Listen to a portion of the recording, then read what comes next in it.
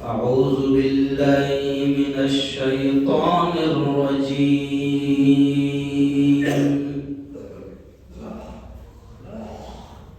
بسم الله الرحمن الرحيم.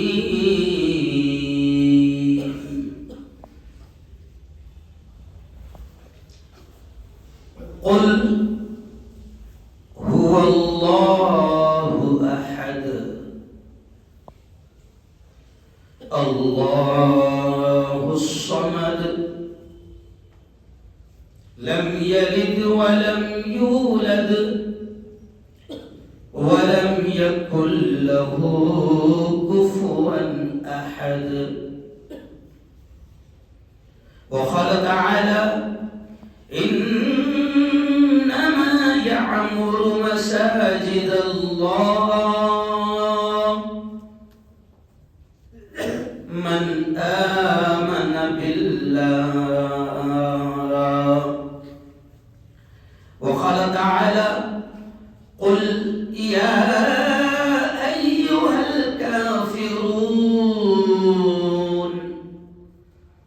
لا أعبد ما تعبدون ولا أنتم عابدون ما أعبد ولا أنا عابد ما عبدتم ولا أنتم عابدون ما أعبد لكم دينكم ولي دين. صدق الله العظيم.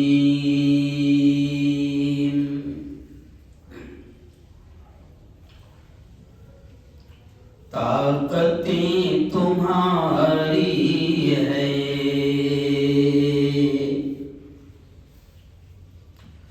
اور خدا ہمارا ہے.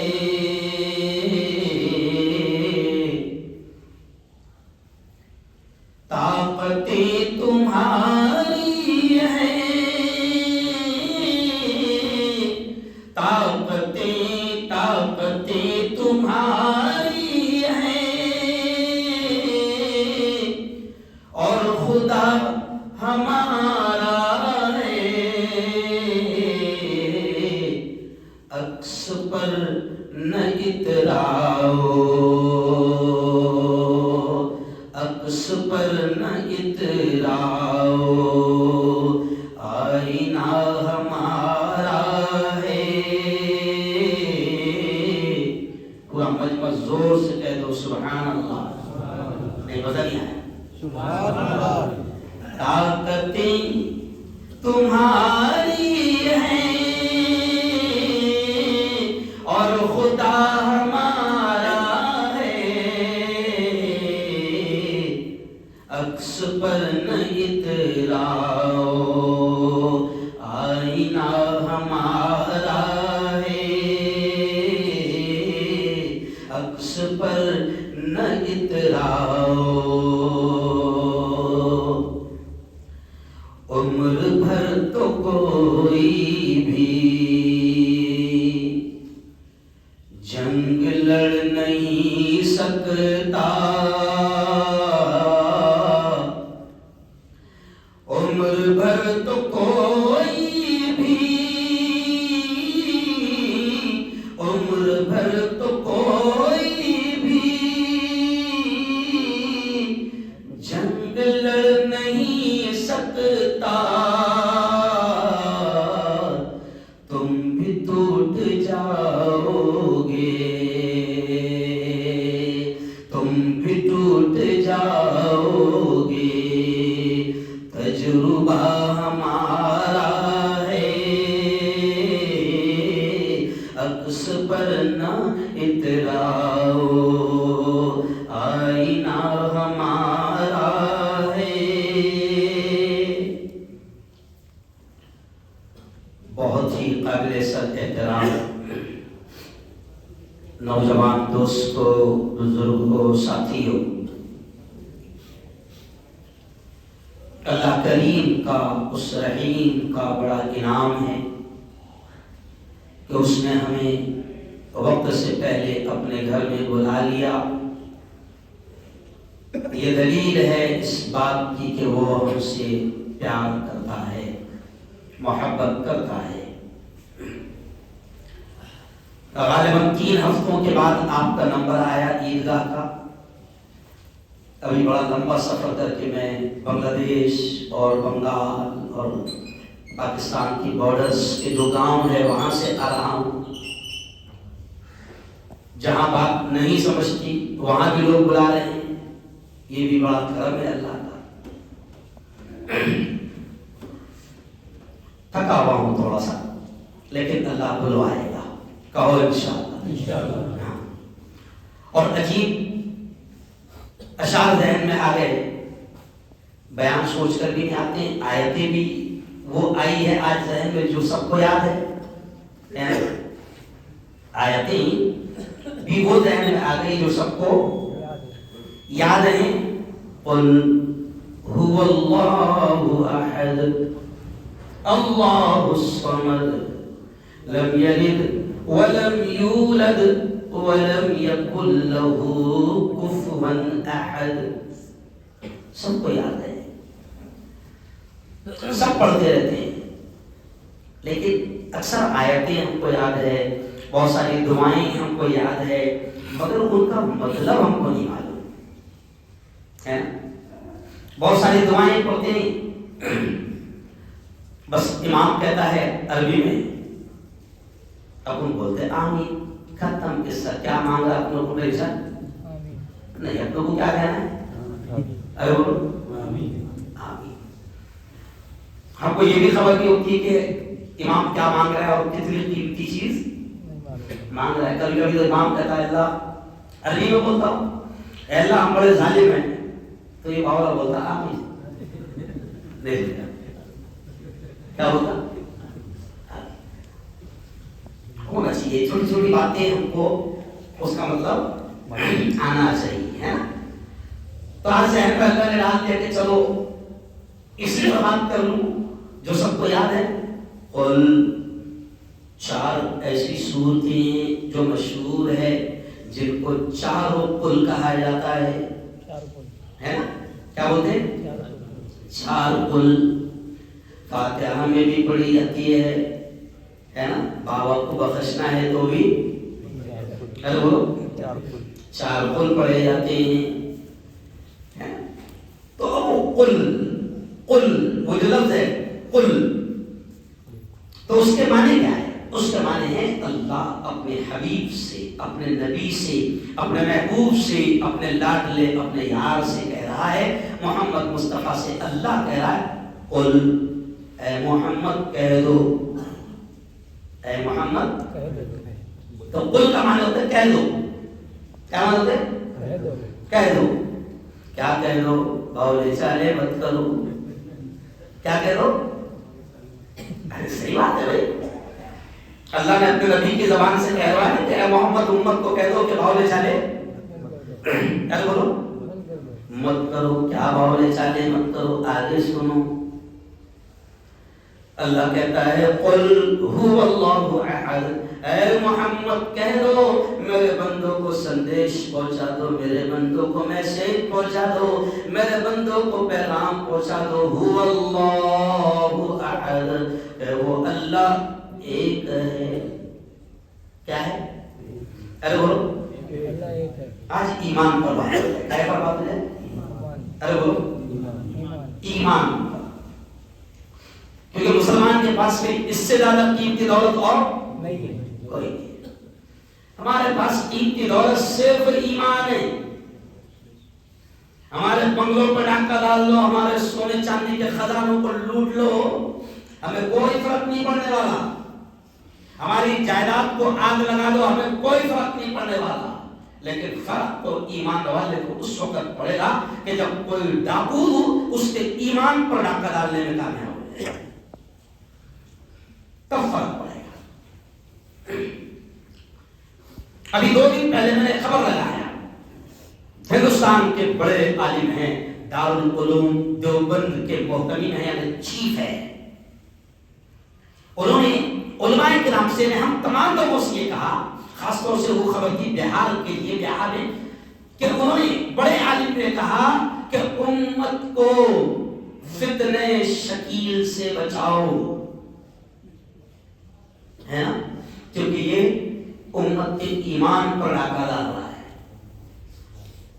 तो अल्लाह का शुक्र है जलना वालों को ये फितना मालूम ही नहीं है।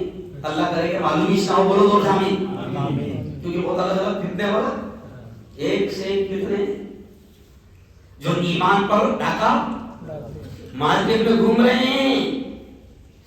अभी सूरत में बंगाली भाइयों ने मेरा प्रोग्राम करवाया।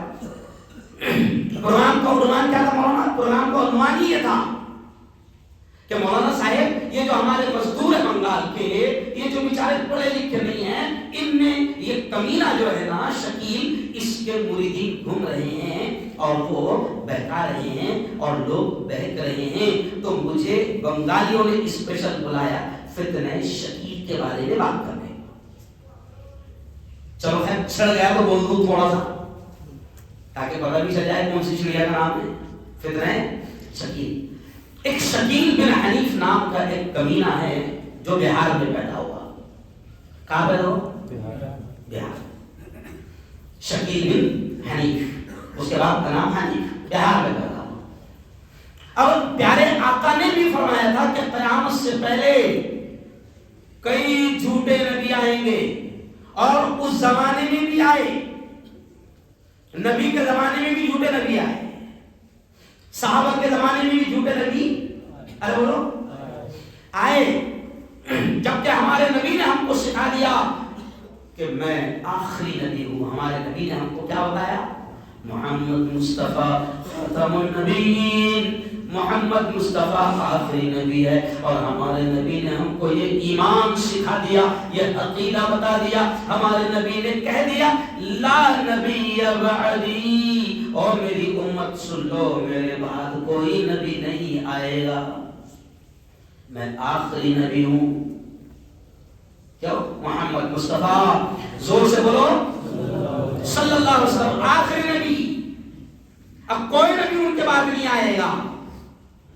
लेकिन नबी ने ये भी बता दिया था, खबरदार झूठे नबी आते रहेंगे जो अलग अलग स्टाइल में उम्मत को बहकाते रहेंगे, और उम्मत अपनी जहालत की वजह से उनके बहकावे में और उनके जाल में फंसी रहेगी। तो अब ये शकील बिन हनीफ जो बिहार का रहने वाला है, ये कहता है मैं ईसा हूं। हुजूर ने कहा था ना कि ईसा आएंगे, मैं ईसा हूं, है ना। और वो ऐसे ऐसे अंदाज में बहकाता है कि आम आदमी बेचारा जाहिल जिसको दीन का इल्म नहीं है, वो क़यामत की निशानियां बता रहा, देखो हुजूर ने ऐसा बोले थे, ऐसा हो गया, ऐसा बोले थे, ऐसा हो गया। हुजूर ने बोले थे ईसा आएंगे, तो वो ईसा नहीं है। क्या बोलते? तो मैंने, अच्छा वो चुपते, वो कभी किसको दिखता नहीं, उसके मुरीद काम करते है ना, भागते फिरता है। बिहार से भी भगाया गया, दिल्ली से भगाया गया, लोग उसको ढूंढ रहे मारने के वास्ते, मगर वो बताते हैं कि औरंगाबाद में एक इलाका है, मोहल्ला है, पड़े गांव, वहां पर पड़े गए। गांव का नाम क्या है? अरे बोलो, पड़े गांव। वहां पर वो क्या है? पड़े गए, पूरी बस्ती है। और हुकूमत ऐसे लोगों को सपोर्ट करती है ताकि मुसलमान, क्योंकि हुकूमत का भी ये फंडा है कि मुसलमान अलग अलग नाम पर लड़ते रहे, नहीं समझा? तो हुकूमत ने उसको प्रोटेक्शन दिया पूरा। आज से 10 साल पहले मेरे उस्ताद लोग उसको पकड़ने गए थे, उसकी बस्ती में बयान कर रहे थे, तो वहां पर उसके लोगों ने पथराव कर दिया था। मेरे उस्ताद दुनिया से चले गए, यानी उस वक्त से उसका पीछा कर रहे हैं। मैं खुद उसके पीछे घूम रहा 4 साल से, अभी तक के मिला नहीं समझा। तो शॉर्टली ये कि वो कहता मैं ईसा हूं, तो मैंने सिर्फ उसको बयान में, उसके इलाके में बयान हुआ, तो मैंने उससे कहा कि ठीक है तू बहकाता तो है लोगों को, लेकिन नबी ने तो हर चीज हमारे बता कर गए हैं। हमारे नबी ने तो बता के गए कि ईसा दमिश्क की वो जामे मस्जिद के मीनारे पर दमिश्क में उतरेंगे, ऊपर से आएंगे, घुमाएंगे। हमारे नबी ने तो क्लियर कर दिया। अब तू तो बिहार में पैदा हुआ, नहीं समझा? तू कहां पैदा हुआ? بہار میں. اور حضرت عیسیٰ کے ابا کا نام تو حنیف نہیں تھا, تیرے باپ کا نام تو ایک دم ایسا سادہ انداز میں کو پھاڑے پھاڑے سمجھا ایسا, تو ہم اس کا آپریشن کرتے ہوئے پھر رہے ہیں. تو خیر عقیدے میں بات آتی تھی, کون سی بات ذہن میں آ گئی کہ ایمان اصل ہے, یہ یہاں سے بات یاد آ رہی. اور مارکیٹ میں ایسے لوگ گھوم رہے ہیں جو سادہ مسلمانوں کے ایمان پر ڈھاکہ ڈالنے کا کام کرتے ہیں, اور ان کو پوری ایک لابی ہے یہودیوں کی, کرسچن کی, عیسائیوں کی, اور کمبخت حکومت بھی ان کے ساتھ ہے جو ان کو پورا سپورٹ ارے بولو کرتی ہے نا. تو اگر تم کو بھی ایسا کوئی ملا تو ان کو فون کرنا. نہیں سمجھا کہ مفتی صاحب کوئی تو بھی عیسیٰ کا آدمی لکھ رہا, نہیں سمجھا. علماء کام کر رہے ہیں, علماء کی ذمہ داری ہے امت کے ایمان کی حفاظت کے لیے کام کرنا. الحمدللہ علماء کام کر رہے ہیں. تو خیر بات یہاں سے نکلی کہ اللہ نے اپنے محبوب نبی سے کہہ دیا قل هو اللہ احد, اے محمد کہہ دو وہ اللہ ایک ہے. قرآن کی کئی آیتیں ایسی ہے جس میں اللہ نے خود اپنا انٹروڈکشن, اپنا تعارف, اپنی پہچان کروائی کہ میں کون ہوں. کیوں؟ قرآن میں ڈھیر ساری آیتیں, جیسے آیت الکرسی ہے تو اس میں بھی اللہ نے اپنے بارے میں بتایا, اے محمد میرے بندوں کو بتا دو کہ میں کون ہوں. اللہ لا الہ الا هو الحی القیوم, اے محمد کہہ دو کہ میں وہ اللہ ہوں جو حی ہمیشہ ہمیشہ زندہ رہنے والا ہوں, القیوم ہمیشہ ہمیشہ باقی رہنے والا ہوں. اور اے محمد بتا دو کہ میں وہ ہوں کہ لا تأخذہ سنۃ ولا نوم, نہ مجھے نیند آتی ہے نہ مجھے اونگ آتی ہے, میں ہمیشہ جاگتا رہتا ہوں اور ساری چیزوں کو دیکھتا ہوں, ہر چیز سے باخبر ہوں. فلسطین میں کیا ہو رہا ہے مجھے خبر ہے, شام میں کیا ہو رہا ہے مجھے خبر ہے, اور عراق میں کیا ہو رہا ہے مجھے خبر ہے, ہندوستان میں کیا ہو رہا ہے مجھے خبر ہے, مہاراشٹر میں کیا گڑبڑی چل رہی ہے مجھے خبر ہے. لا تأخذہ سنۃ ولا نوم, نہ مجھے نیند آتی ہے نہ اونگ آتی ہے, میں ساری چیزوں پر نظر رکھے ہوئے ہوں. اللہ اپنے بارے میں تعارف کروا رہا ہے. تو ایسی یہ چھوٹی سی سورت جو سب کو یاد ہے, سورہ اخلاص کسے کہتے ہیں, کیا کہتے ہیں, قل هو اللہ احد, سورہ اخلاص. تو یہ چھوٹی سی سورت میں اللہ نے کہا اپنے بارے میں هو اللہ احد, اے محمد کہہ دو میں ایک ہوں, تنہا ہوں, اکیلا ہوں, میرا کوئی شریک نہیں, میرا کوئی ساتھی نہیں, میرا کوئی ساجی نہیں, میرا کوئی شریک نہیں, میں اکیلا سپر پاور, اکیلا بادشاہ ہوں. میری بادشاہت میں میرا کوئی منتری منڈل نہیں ہے نا. لوگوں کو ساتھیوں کی ضرورت پڑتی ہے نا کام کرنے کو, ہے نا. کیبنٹ ہوتا ہے پورا, کیا بھائی, یہ وزیر خزانہ, یہ وزیر مال, کیوں, یہ پالک منتری, اکیلا کوئی کام نہیں کرتا. لیکن اللہ کرا میں اکیلا ہوں, مال بھی میرے ہاتھ میں ہے, حکومت بھی میرے ہاتھ میں ہے, زمین بھی میرے ہاتھ میں, آسمان بھی میرے ہاتھ میں, ہوائیں فضائیں یہ سب میرے قبضے قدرت میں ہے. ان اللہ علی کل شیء قدیر, محمد بتا دو میرے بندوں کو میں ہر چیز پر قادر ہوں, ہر چیز کا پاور میرے ہاتھ میں ہے, اور اس میں میرا کوئی شریک نہیں. کیا بھائی, بہت اچھے, بہت سادے انداز میں ایمان سمجھا رہا ہوں آج. اگر یہ عقیدے میں تھوڑی بھی گڑبڑی رہی تو گاڑی اٹک جائے گی. بابا گاڑی اٹک جائے گی, حشر کے میدان میں آگے بڑھنے والی نہیں, سیدھا وہی ناکے پہ پڑ جائے گی. عقیدے میں گڑبڑ معاف, ارے بولو نہیں. نماز میں تھوڑی سی آنا کانی کر لیا, تھوڑی سی نفل چھوڑ کے بھاگ گیا تو چھوڑ جائے گا. لیکن عقیدے میں رتی برابر بھی گڑبڑ کرا, ارے بولو نہیں.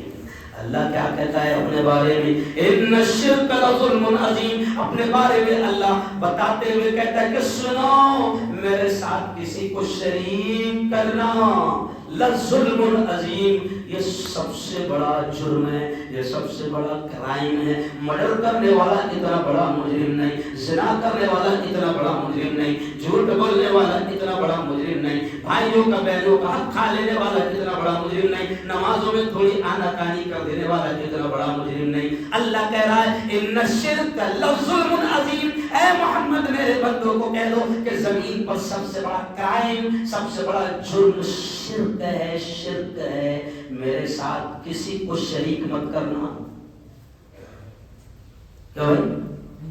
یہ سب سے بڑا اللہ کہہ رہا ہے قرآن کی آیت ہے قرآن حافظ صاحب کہ ان الشرک لظلم عظیم. اللہ کہہ رہا ہے سب سے بڑا ظلم شرک ہے. اے محمد کہہ دو هو اللہ احد، اللہ ایک ہے، اللہ الصمد، اللہ بے نیاز ہے، اللہ کسی کا محتاج ارے بولو نہیں. اور سنو محمد کہہ دو لم یلد ولم یولد. محمد کہہ دو کہ وہ نہ کسی کا باپ ہے نہ کسی کا بیٹا ہے. ولم یکن لہ کفوا احد. محمد کہہ دو کہ اس کے جیسا کوئی نہیں ہے.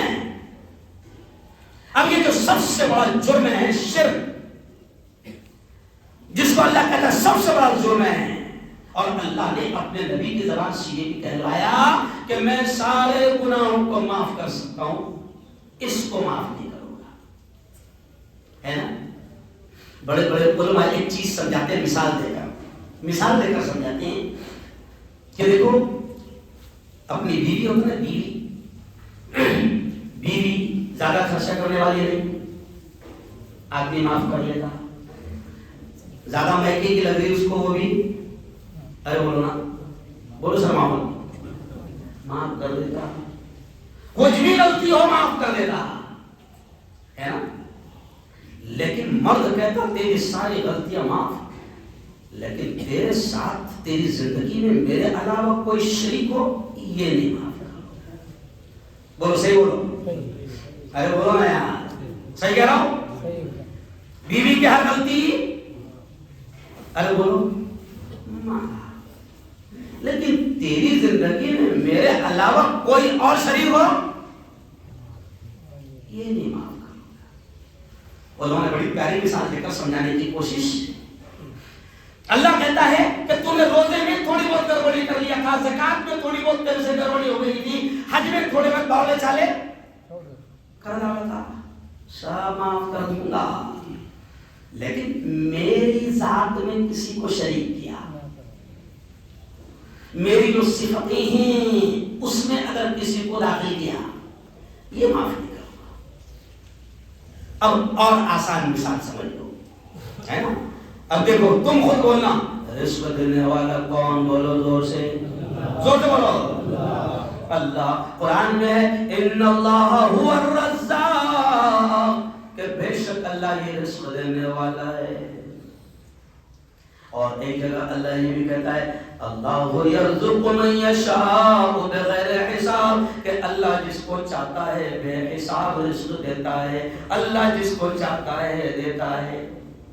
دیکھو آپ پڑھا لکھا آدمی جو M.Com کیا ہوا ہے، حساب کتاب کے ڈگری لیا ہوا ہے، انتہائی پڑھا لکھا ہے، لیکن جس کا حساب وہ سنبھال رہا وہ اندھے باز ہوا ہے.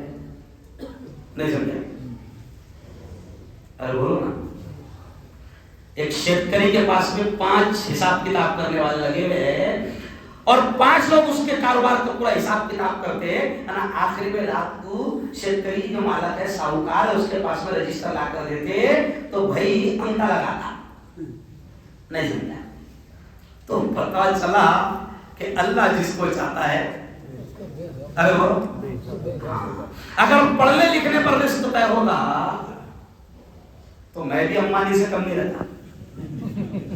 نہیں سمجھا؟ ارے بولو نا یار، کیوں ہم کے کم پڑھے لے گیا؟ طاقت پر رزق ہوتا تو گاما پہلوان سے زیادہ مالدار ارے بولو کوئی نہیں رہتا. کیوں؟ حکومت بھی اگر صرف تعلیم کی بنیاد پر ملتی تو چائے والا وزیر اعظم ارے بولو نا، اللہ جسے چاہتا ہے دے دیتا ہے. اللہ کہتا ہے میری ذات میں کسی کو شریک مت ٹھہرانا، میں سپر پاور، وہ سارا اختیار اللہ کہتا ہے میرے ہاتھ میں ہے. اللہ الصمد، اللہ بے نیاز ہے. ولم یکن لہ کفوا احد، اور اے محمد کہہ دو کہ اللہ کے جیسا کوئی نہیں. اب میں سمجھاتے سمجھاتے بات کو سمیٹ رہا ہوں، شرک پر بات کر رہا ہوں کہ شرک نہیں کرنا. سارے جرم اللہ معاف کرے گا مگر شرک کو اللہ معاف نہیں کرے گا. اب مثال کے طور پر ابھی آپ کو زور سے بولو، رزق دینے والا کون ہے؟ اللہ. اللہ رزق دینا اللہ کی شان ہے، اللہ کی صفت ہے. اب ہم کیسا شرک کرتے ہیں تھوڑا سا سمجھ لو. ہم شرک کرتے ہیں ہم کو پتہ بھی نہیں چلتا، اور ہم اتنا بڑا جرم کر لیتے ہیں جو معاف نہیں ہوتا. مثال کے طور پر دکان کھولا، دکان نہیں چل رہی. ہوٹل کھولا، ہوٹل نہیں چل رہی. بڑا دھندا کاروبار کھولا، لاکھوں کروڑ لگا کر نہیں چل رہا. تو اب رزق دینے والا اللہ ہے، مگر یہ بھاوا کے پاس جاتا اور بھاوا سے کہتا بھاوا ایسا لگ رہا جیسا کس نے بھان دیا. نہیں سمجھا کیا رہا؟ ارے بولو نا، ایسا لگ رہا جیسا کس نے، ارے بولو نا بھان دیا. اب بھاننے والا بھی زور سے بولو کون ہے؟ ارے بولو. جب دینے والا وہ ہے تو بھاننے والا بھی وہی ہے. میرے پاس بھی ایسے بہت سارے ایٹم آتے. ایک شخص میرے پاس میں آیا عصر کی نماز کے بعد، بابا ایسا لگ رہا ہے جیسا بھان دیا ہو اس نے. آج فجر کی نماز پڑھا تھا کیا؟ تو بولے نہیں. اچھا آج کی ظہر کی پڑھا گیا؟ تو بولے نہیں. اچھا بولا ابھی عصر کے بعد میں تو ابھی کی پڑھ کے آیا گیا؟ تو بولے نہیں. تو میں نے دھیرے سے بولا اللہ میاں نے بھان دیا، اور جس کا رزق اللہ میاں بھان دے اس کو میرے باپ کا تعویذ بھی کھول نہیں سکتا. ارے بولو بہت آسان انداز میں سب ایک دم موڑ میں ہوں میں آج، کیونکہ ابھی میں بہت دور سے آیا ہے اور ابھی پھر بہت دور جانے والا ہے. اللہ کام دے رہا ہے، دنیا کے کونے کونے میں اللہ پہنچا رہا. تو بہت سادے انداز میں سمجھا رہا ہوں کہ جرم سب سے بڑا شرک ہے. کیا ہے؟ نماز میں تھوڑی بہت، بار بار بول رہا تھوڑی بہت نماز میں گڑبڑی ہوئی معاف اللہ کر دے گا، لیکن اللہ کے جیسا کسی کو سمجھا یا جو خاص چیزیں اللہ کی ہے وہ کسی اور کے ساتھ بھی چپکا لیا، اسے کہتے ہیں شرک. اب رزق دینے والا اللہ ہے. اگر رزق میں تنگی آ رہی ہے اللہ نے اپنے نبی کی زبان سے کہلوایا. فضائل نماز میں حضرت شیخ نے وہ حدیث لکھی ہے کہ جب کوئی بندہ 5 وقت کی نماز کی پوری پابندی کرتا ہے تو اللہ کے نبی نے فرمایا کہ اللہ 15 قسم کے بڑے بڑے انعام اس کو دیتا ہے. اس 15 انعام میں اللہ کے نبی نے یہ بھی کہا کہ اس میں ایک بڑا انعام یہ بھی ہوتا ہے کہ جب بندہ 5 وقت کی نماز کا اہتمام کرتا ہے تو اللہ اس کے رزق کے دروازے کھول دیتا ہے. اب تو نماز کی پابندی نہیں کر رہا، لفڑے ہو رہے کاروبار میں، تو اب تو دوسرا کرائم کر رہا، دوسرا جرم کر رہا. کیا کر رہا؟ جا رہا سیدھا بابا کے پاس، جبکہ آنا کہاں تھا؟ ارے بولو نا اللہ کے پاس. کہاں آنا تھا؟ تو یہ میں مثال سے سمجھا رہا ہوں. اب ہم نے کسی کے ہاتھ میں رزق سمجھے تو یہ ہو گیا شرک. ایسے ہی قرآن کی ایک آیت ہے وَإِذَا مَرِضْتُ فَهُوَ يَشْفِينِ. میرا بڑا بھائی ڈاکٹر ہے، تو جب وہ ڈاکٹر بنا تھا 25 سال پہلے تو میں نے اس کو کہا تھا یہ قرآن کی آیت میری کیبن میں لکھوا کر، تو وہ قرآن کی آیت ابھی بھی ہے. اور ابھی میں پاللی میں ایک دواخانے کو اوپننگ کرنے آیا تھا تو وہاں پالک منتری بھی آیا تھا. تو اوپننگ میں نے کرا، پالک منتری بھی ساتھ میں تھا، وہاں آیت لکھل تھی تو پالک منتری کو وہ آیت سمجھایا میں نے پوری. یہی تو دعوت ہے، یہی تو اسٹائل رکھا اللہ کا پیغام. پہنچانے کا. تو میں نے کہا منتری صاحب یہ جو آیت ہے نا یہ قرآن کی پنکتی ایک آیت ہے جس کا مطلب کیا ہوتا ہے کہ یہ ڈاکٹر صاحب کی کرسی کے پاس میں یہ آیت لکھی ہوئی ہے. اس آیت کا مطلب ہے کہ ڈاکٹر یہ مانتا ہے, اس کا ایمان ہے کہ کوئی بھی مریض میرے پاس میں آئے گا تو شفا اس کو میں نہیں دوں گا, شفا دینے والا اللہ. ارے بولو اللہ ہے. وَإِذَا مَرِضْتُ فَهُوَ يَشْفِينِ. اس آیت کا اس ٹکڑے کا مطلب ہوتا ہے کہ جب میں بیمار ہوتا ہوں تو اللہ ہی مجھے شفا دیتا ہے. تو اب شفا دینا ارے بولو کس کے ہاتھ میں؟ اللہ کے ہاتھ میں ہے نا. اب بیمار پڑ رہا تو ادھر ادھر بھاگ رہا, علاج کرانا سنت ہے مگر عقیدے کے خلاف کام کرنا شرک ہے. نہیں سمجھا؟ دواخانہ گیا علاج کرانا سنت ہے کیوں؟ لیکن مجھے ایک مثال یاد آ گئی. جب میرے بچے کے دونوں پیر چلے گئے تھے, جب اسپائن کی جو نس ہوتی ہے وہ ختم ہو گئی گرنے میں تو دونوں پیر چلے گئے.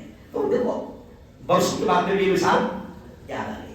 تو میرے یہاں ایک کام والی ہے کیونکہ اس کو معلوم ہے بھاؤ تو ماننے والے نہیں, تو عورتیں کیا کرتی معلوم کیا اندر سمجھاتی نہیں سمجھا.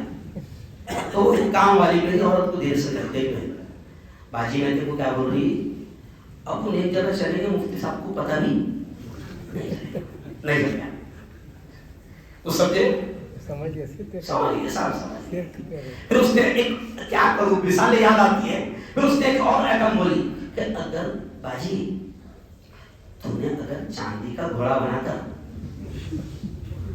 دیگ میں ڈال دی, کون سی دیگ بولی بولوں آگے سمجھ گیا. تو اپنا فرحان ہے نا اپنا زیان جو ہے ایسا گھوڑے کے جیسا بھائی, ارے واہ اس کو ہی کہتے ہیں ارے بولو شیر. تیری منتیں, تیری مرادیں, تیرے رزق کے دروازے, تیرا شفا خانہ, تیری بیماریاں, تیری تکلیفیں, تیرا مشکل کشا, تیری مراد کو پورا کرنے والا, تیری باتوں کو سننے والا, سمیع یعنی سننے والا, خبیر یعنی خبر رکھنے والا, بصیر تیرے سارے حالات کو دیکھنے والا, سب کون ہے؟ زور سے بولو اللہ. اللہ. مر گیا میرا بیٹا مگر ایک جملہ کہتا تھا مجھے فخر ہے اس پر. وہ ایک جملہ کہتا تھا جب کام والی میری عورت کو سمجھاتی تو میرا بیٹا خود کہتا تھا اماں دیکھ بھلا باؤلی چالے نہیں کرنا میرے ڈالا باؤلی چالے. تو میرا بیٹا کہتا تھا اماں مر جاؤں چلے گا. کیا کہتا تھا؟ اماں مر جاؤں چلے گا مگر کسی آوا باوا کے پاس نہیں جاؤں گا. ارے بولو نہیں جاؤں. میری زندگی کے لمحات باقی ہے تو اللہ ضرور دے گا, اور میری زندگی ختم قصہ ارے بولو ختم. دیکھو آپ فلسطین میں کیسے کیسے واقعات ہو گئے, پورا گھر ختم ہو گیا, ماں باپ پورا خاندان تباہ ہو گیا, پوری بلڈنگ گر گئی, اور 20 دن کے بعد بلڈنگ میں سے 2 مہینے کی بچی زندہ نکل گئی. 20 دن گئے, کس نے پلایا اس کو اندر دودھ؟ بولو زور سے. کس نے پالا اس 2 مہینے کی بچی کو بلڈنگ کے ملبے کے نیچے؟ کس نے اس کو پالا اور اس کی حفاظت کی؟ اللہ نے. جب زندگی لکھی ہے کوئی چھین نہیں سکتا ہے نا. مجھ سے کچھ پریس والوں نے بھی سوال کر لیے کہ ڈر نہیں لگتا کیا, مار دیں گے اڑا دیں گے, ماحول بہت خراب ہے. تو میں نے ان سے بھی یہی کہا کہ زندگی جس دن ختم قصہ ختم, اور ایک لمحہ بھی میری زندگی کا لکھا ہوا ہے کسی کی ماں نے دودھ نہیں پلائی کہ وہ یہاں سے لے جا سکے. موت جوانی ہے آ کر رہے گی, زندگی کو جب ختم ہونا ہے ہوگی. آج صرف اتنا سمجھا رہا ہوں کہ اپنے عقیدے کو درست کر لو, اور صرف اتنا ایمان رکھو کہ کرنے دھرنے والی ذات صرف اور صرف کس کی ہے؟ زور سے بولو اللہ کی. زور سے بولنا. زندگی کس کے ہاتھ؟ اللہ کے. موت کس کے ہاتھ؟ اللہ کے. نفع کس کے ہاتھ؟ اللہ کے. نقصان کس کے ہاتھ؟ اللہ کے. اس لیے آخر جملے پر بات ختم کروں گا. ہم کو کوئی فرق نہیں پڑتا. راحت اندوری نے کہا تھا نا کہ ہم کو کوئی فرق نہیں پڑتا. راحت اندوری نے کہا تھا کہ اپنا خالق اپنا مالک افضل ہے. راحت اندوری نے کہا تھا کہ اپنا خالق، اپنا پیدا کرنے والا، اپنا خالق، اپنا مالک افضل ہے، سب سے بڑا ہے۔ اپنا خالق، اپنا مالک افضل ہے، آتی جاتی سرکاروں سے کیا لینا؟ کوئی بھی آئے کوئی بھی جائے، ہم کو کوئی فرق نہیں پڑتا۔ ہاں فرق تو اس وقت پڑے گا کہ جب ہم اپنے ایمان میں شرک کو داخل کریں، جب ہم اللہ کے علاوہ کسی اور کو سپر پاور سمجھیں، جب ہم اللہ کے علاوہ کسی اور کو بڑا سمجھیں، جب ہم اللہ کو چھوڑ کر یہ سمجھیں کہ اس کے ہاتھ میں بہت کچھ ہے، یہ چاہے گا تو مجھے نقصان پہنچائے گا، اگر ہم یہ سمجھنے لگ جائیں بس اس وقت گویا کہ ہم مشرک بن گئے، ہم شرک کرنے والے بن گئے۔ میں آپ سے یہ کہہ رہا ہوں، عورتیں میری بات کو نہیں سن رہی، اس لیے آخری جملہ کہہ کے بات ختم کروں گا۔ عورتیں میری بات کو نہیں سن رہی ہے، لیکن آپ کی ذمہ داری ہے کہ اپنی عورتوں تک یہ پیغام پہنچانا کہ دیکھو مر جانا مگر کسی بھی حال میں اپنا دکھڑا، اپنی فریاد، اپنی تکلیف اللہ کے علاوہ کسی اور کو مت سنانا۔ اور یہ پیشانی ابھی سجدہ کریں گے ہم تو کس کو سجدہ کریں گے؟ کیا بولو؟ یہ سر جھکے گا، یہ پیشانی جھکے گی، سجدہ ہوگا تو صرف کس کو؟ اللہ کو، کیونکہ سجدہ حق ہے صرف کس کا؟ اللہ کا، اللہ کا۔ اور آخری خوشخبری سن لو، اسی خوشخبری پر بات ختم۔ علماء کتنا زبردست اللہ ان سے کام لے رہا ہے نا؟ دیکھو جب بلڈوزر مسلمانوں کے گھروں پر چلائے جا رہے تھے، پورے ملک میں اگر دھرنا دیا جاتا تو اتنا اثر نہ پڑتا، لیکن میرے قائد، میرے استاد، جمعیت علماء کے راشٹری ادھیش، قومی صدر، نیشنل پریزیڈنٹ مولانا ارشد مدنی نے سپریم کورٹ میں زبردست کیس لڑا۔ الحمدللہ مسلمانوں کی دکانوں اور مکانوں پر جو بلڈوزر چلائے جا رہے تھے رک گئے۔ اور ابھی چند دنوں پہلے شیطان لگاتار کوشش کر رہے تھے، کیا یہ مسجد کے نیچے یہ مسجد کے نیچے یہ، تو میں نے خبر پڑھتے ہوئے آفس میں بولا کہ بھائی ہو سکتا میری کرسی کے نیچے بھی کوئی ہے، کچھ بھی ہو جا رہا، کہیں میں بھی کچھ بھی نکل جا رہا۔ اچھا کمال کی بات ہے، ان کو مسجد اچھی لگ رہی ہے، ہماری مسجد کے نیچے کیوں رہ رہا؟ نہیں سمجھا؟ ارے بولو، اس کا مطلب پوری مسجد، ارے بولو نا، سب کو اچھی لگ رہی۔ ابھی بھی کہاں بیٹھے رہے؟ ارے بولو نا، ابھی بھی کہاں بیٹھے رہے؟ مسجد میں بیٹھے رہے۔ ہمارا ایمان ہے کہ ایک مرتبہ جس زمین کے حصے پر اللہ کا گھر بن گیا، مسجد بن گیا، یہ میرا نہیں، شریعت کا قانون ہے، اللہ کا بیان ہے، نبی کا فرمان ہے کہ ایک مرتبہ زمین کے جس حصے پر مسجد بن جائے قیامت تک وہ مسجد رہتی ہے، چاہے تم طاقت کے بلبوتے پر اسے کچھ بھی بنا لو۔ لیکن مسجد تھی، زور سے بولو، مسجد تھی، مسجد ہے اور مسجد کیا فرق پڑتا ہے؟ اچھے دن ہمارے بھی، ارے بولو نا، ہمارے بھی آئیں۔ اس لیے آخری جملہ سن لو کہ بلڈوزر کو اللہ نے رکھوایا، اور پھر یہ جو شیطانی حرکت کر رہے تھے، میرے استاد نے 4 دن پہلے سپریم کورٹ میں بڑے مضبوط انداز میں کیس داخل کیا، اور کل کے دن خوشخبری سپریم کورٹ نے بھی کہہ دیا کہ ابھی کوئی باولے چالے کرے گا نہیں، ہے نا، کوئی نیا کیس لیے جائے گا نہیں، ابھی روک لگا دی گئی ہے، دعا کرو کہ پوری روک لگا دی جائے، بولو زور سے آمین۔ تو جمعیت علماء کو سلام، مولانا ارشد مدنی کو سلام۔ ارے ہمارے سر پر بڑے بڑے ایسے ہیں جو ہماری نانی کے سگے نہیں، دادی کے سگے نہیں، مگر ایسے ایسے کام کر رہے ہیں کہ ہم کو اس کی خبر نہیں۔ یہ بولنا بھی اس لیے ضروری ہے مولانا، قوم کو معلوم کچھ اتنی ہے، سچ کو معلوم تھا کہ ماں کی قسم معلوم ہے، تو یہ بھی بتانا بہت ضروری ہے۔ وآخر دعوانا الحمدللہ رب العالمین۔